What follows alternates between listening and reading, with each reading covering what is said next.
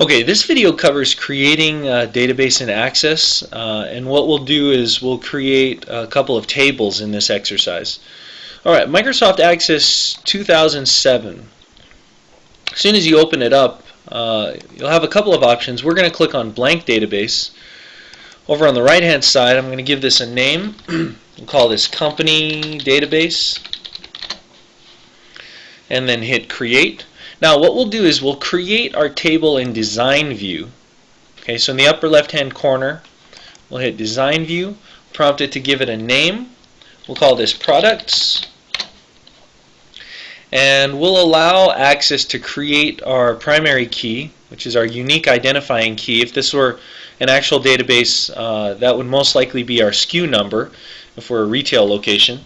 Alright, so we probably want to have product name, and that's a reserved word in 2007. That doesn't mean much. It's just we're going to create another field. We'll say description, or actually category. We'll also create a field called price, and then lastly we'll create a field called supplier. Okay, now we've got to specify a data type, and the data type for price is going to be currency. Okay, now we've defined all of our fields. We've got some more options down here, but I won't go through those now. In the upper left hand corner, I'm going to go ahead and click Data Sheet View. We'll be prompted to save the table. I'll hit Yes. Now we're ready to use our database and actually enter information. So let's just say Snickers bar. It's going to be in the food category.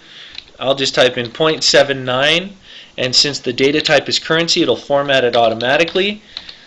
We'll do another one. We'll do Gatorade. This is in the beverage category. Cost is going to be 0.99, and say Gatorade Company. Okay, so what we've just done is we've created a table, and a table is a way to keep track of information about a specific entity. Okay. Now, in addition to that, let me just go ahead and save this. In addition to that, we're going to create an additional table. I'll hit Create here, and I'll go into Table Design. We're going to create a table for all of our customers. Okay. We'll say ID. We'll make it an auto number field. And what do we really want to keep track of? Well, we want to keep track of their last name. That's going to be a text field. We want to keep track of their first name. That's going to be a text field as well. We might want to keep track of their date of birth. Now the date of birth is going to be a date and time field.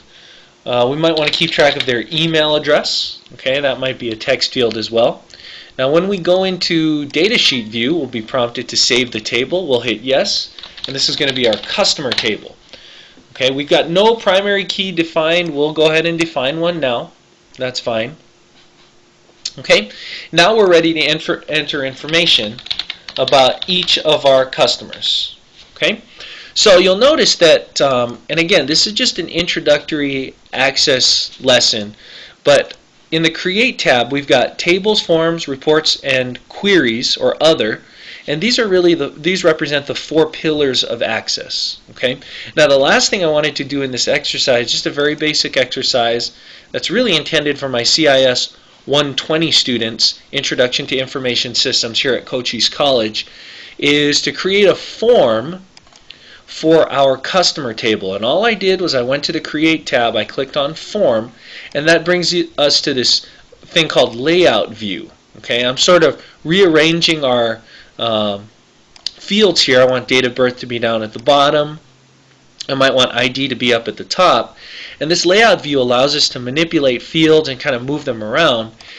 And now I can go to Form View to actually use the form that I just created. Okay? Now the form gives you an easy to use interface to your database. Okay? So in this lesson we've gone through creating a basic database, creating a table, creating 2 tables, and then creating a form to allow users to interact with our database in an easy way.